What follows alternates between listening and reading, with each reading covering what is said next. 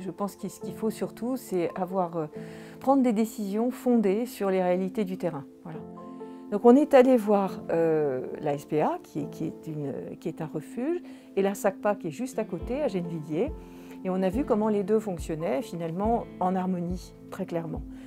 On a discuté du rallongement du délai de fourrière à 15 jours, et on fera des propositions, justement, sur la base de ce que nous avons pu échanger avec eux. C'est vraiment crucial de se forger un avis en recueillant à la fois les témoignages, les avis des uns et les autres, bien entendu les critiques et puis aussi les améliorations. J'ai vraiment recueilli les témoignages de ces professionnels.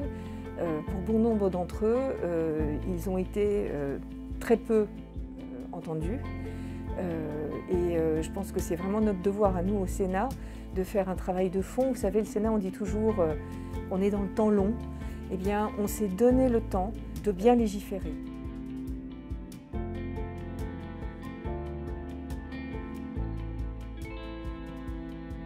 Aujourd'hui, ces animaleries, elles sont accusées d'être notamment la cause d'achats impulsifs, d'abandon en masse, etc. Donc c'était important que nous allions à leur rencontre pour les entendre.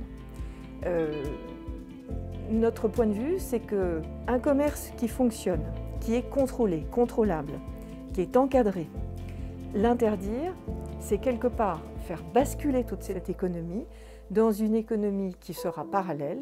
Inutile de vous dire que je pense à Internet, illicite, impossible à encadrer.